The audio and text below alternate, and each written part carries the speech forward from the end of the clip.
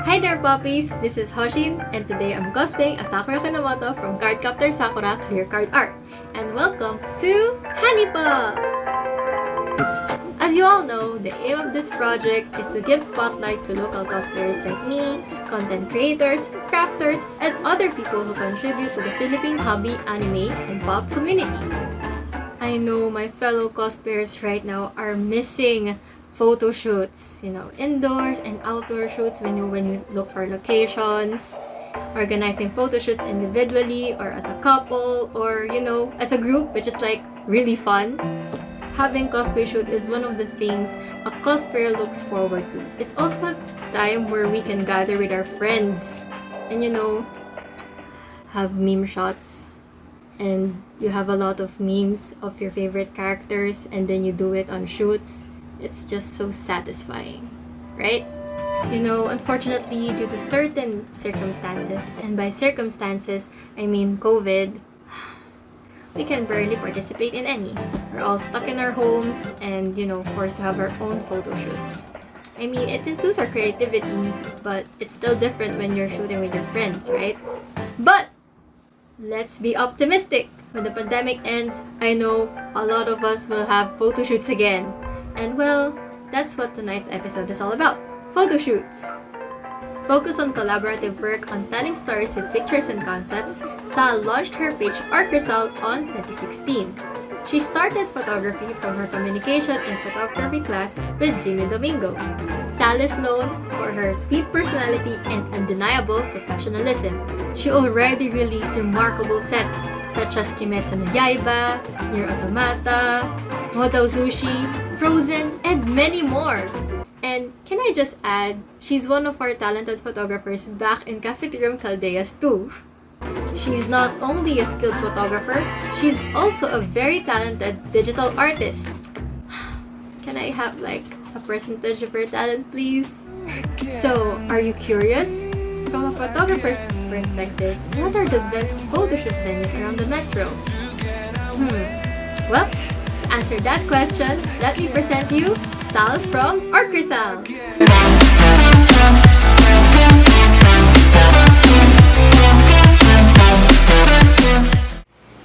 Hello and good morning. My name is Sal. I am the photographer from Orchrisall, and today I will be talking about my favorite places to shoot in the Philippines.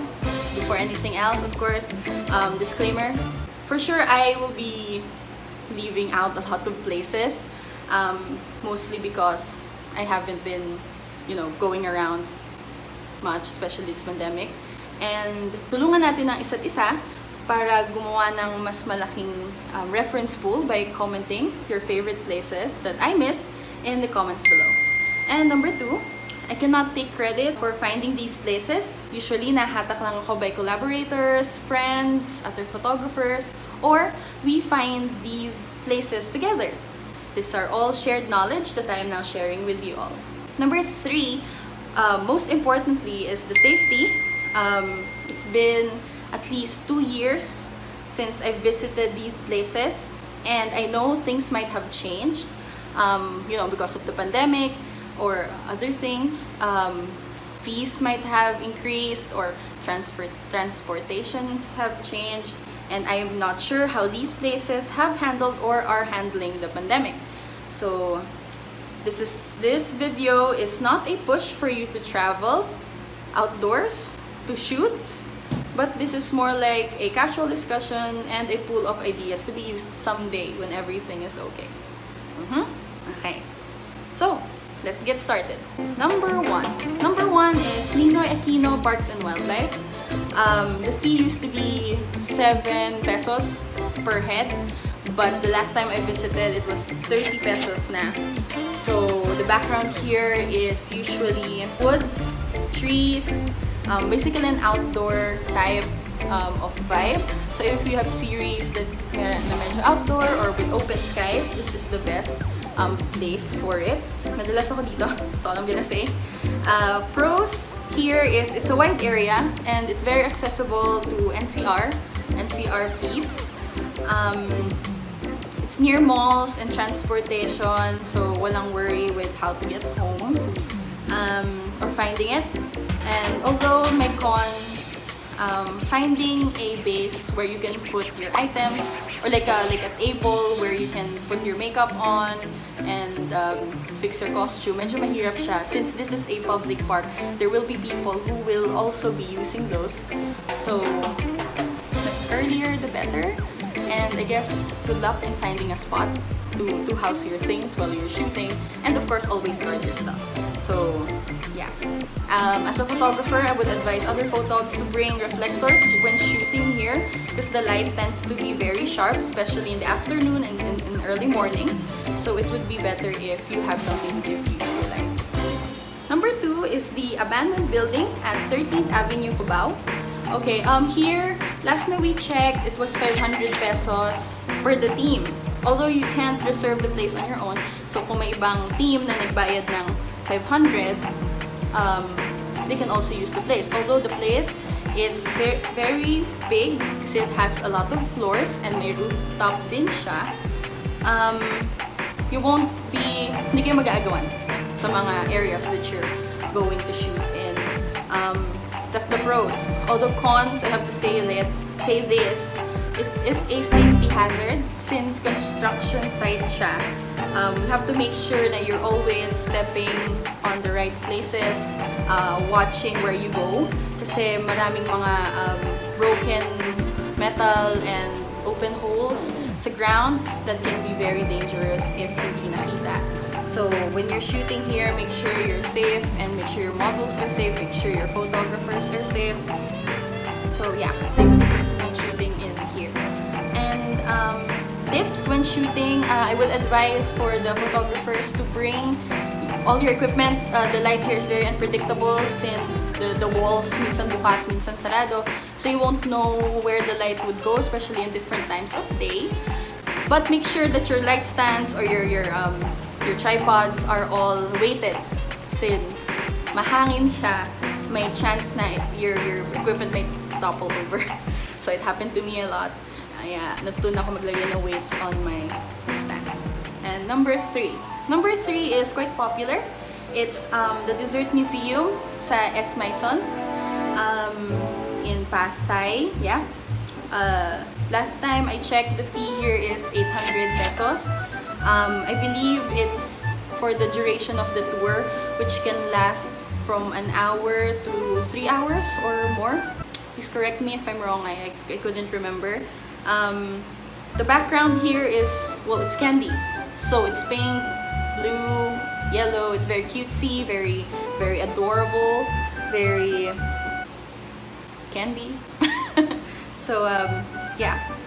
The pros here is that it's inside the mall, so it's accessible, it's safe, it's a safe landmark, and it's easy access. If you need to dress up, there's always mga comfort rooms in the mall. If you need food, there's food sa mall, and of course the transportation is easy since it's a public area. The cons though when shooting here is that people around may produce inconsistent shots since baka may tao, baka masira yung picture, or masyado maraming tao, you won't get to go to the attraction that you want to go to. So it's better if you go here on a lean day or a weekday para you can get more consistent shots para sure. Yeah. And number 4 are Airbnbs and or hotels. I've had my fair share of Airbnbs. I like shooting in Airbnbs kasi they offer a wide array of designs. Yeah, iba-ibang location, iba-ibang interior, and they also provide the basic facilities like a TV, sofa, kitchen, etc. So yeah, the fee for Airbnbs or hotels is usually ranging from 1,500 pesos or above. Although I have been told that there are cheaper Airbnbs, but I haven't found one yet. So if you have found one, share your stories below. I would love to hear them. And yeah. So backgrounds for Airbnbs and hotels are usually intimate since it's a closed area. It's homey, it's cozy, those type of vibes. The pros here is that there's no time limit. At least like you can keep the reservation or the rent for 24 hours or more if you want. Despite that, those perks, it may be a little bit pricey, and also with a limited space for photographers to move around since it's a small space. So my tip for photographers, bring all your equipment, but make sure they're calibrated, or it goes along with your wide angle lenses. Like, yeah. So, sayang kasi, pag ang ganda-ganda nung area, ang ganda, mahal ng rent, sana na-picturean yung surroundings, na-picturean yung interior design. So, tabi muna the 50mm and let's go with wide when shooting indoors. Number 5 are studios. I will not, di ko sila isa-isahin kasi sobrang dami. But if you need suggestions, you can always message me. There are studios that are on the basic sides, you know, like the 3 light, tatong ilaw lang, and blank backgrounds, which produce very, very sharp and very, very powerful pictures. And there are also the conceptual ones na interior design. May mga different themes. I've seen studio with different themes now, which is really nice. I can't wait to go back to studios. I love shooting in studios. Pros in studios are it's safe there, and of course aircon. You can always count on the aircon pag studio, and since it's a studio, nothing changes there. It's just a studio with its props and everything. Everything is predictable, which is good for photographers because we can map out our shots easier. Although cons for studios, it's time limited, and usually since studio owners only provide one trigger, you can only bring one or two photographers in a studio shoot. Number 6 are cafes. Again, I will not be listing all the cafes that I've been in, but cafes are very close to my heart because in the end we get to befriend the staff, the managers. So it's very fun. It's a fun experience. Fee on cafes is depending on your agreement. Cafes can be rented out for an amount of hours, or you can purchase an item sa menu and shoot like a regular customer. Cafes usually nowadays are designed cozily. Yung wood plank vibes with the plants and the white teacups. It's very classic. It's clean and adorable. And there are also cafes that cater to niche fandoms. I've seen them. I've shot in some of them, and it's also fun because the owners are usually also fans and cosplayers, so you get to bond with them. In cafes, the pros is it's safe. There's food. I want to mention photographers like to be fed. And there are many corners to play with when it comes to light and angles. So that's fun. Cafes are playground for photographers. It's nice. Although cons, time limited if you're renting it, and sometimes there are customers. So we don't want to be rude to the customers and give them their space when they're doing their business in the cafe. Tip is you might want to shoot sa cafe on a weekday or sa kanilang lean times, sa lean moments nila. And of course, bring equipment that is discreet, na hindi yung those huge studio lights kasi nakaka-disturb sila sa customers, and the cafe owners may not appreciate that. So just bring the most basic equipment that you have. And of course, ito tinuro sa akin ng mga collaborators ko. What they do is to get on the good side of the managers, they would offer to tag the cafe as a way to thank them, and also way to give exposure to the cafe. So, which is a nice way to build rapport with the cafe, and para maulit-ulit. So, in cafes, the secret is kindness and respect to the owners, the clients, and the staff. And lastly, this is what I miss most of all, is to travel pag mag-shoot. I I've seen photographers and cosplayers who travel overseas, and that's the dream. And if you have resources and time to do so, I suggest doing it at least once. But of course, not now since the pandemic. When everything is okay. But yes, I've been to Baguio, Masasa, and well, those two places are my favorite places to travel. Batangas as well has mostly beaches. Kasi yun yung marami tayo sa Pinas. Travel expenses can vary, so I can't give a price range on this. Alam niyo naman yun. Traveling kasi can have like a lot of fun moments and increasing bonding with the collaborators, and of course it's a nice mini vacation. Exploration and uniqueness of the shots. It's nice kasi your audience would really appreciate the effort that you placed when you travel. For now, let's be creative muna and indoors. So that's also nice. Tips when traveling: make sure that your colleagues or yung mga kasama mo are trusted, and make sure na hindi sila magba-back out the last minute.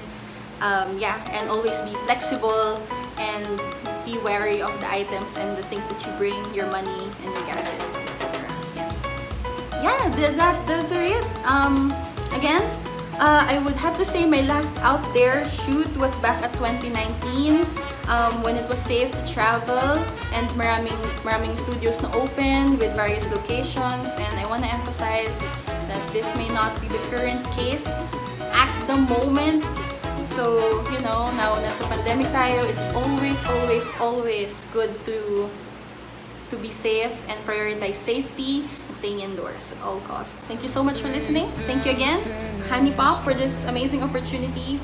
And if you like the pictures that has been shown on the screen, please consider following and liking my page, Orchrisall. I hope to see you soon, and when everything is okay. So, keep safe, and thanks for watching. And that's it for today's episode. Once again, I'm Hoshii as Sakura Kinomoto from Cardcaptor Sakura, and this is Honeypop. See you next time. Bye!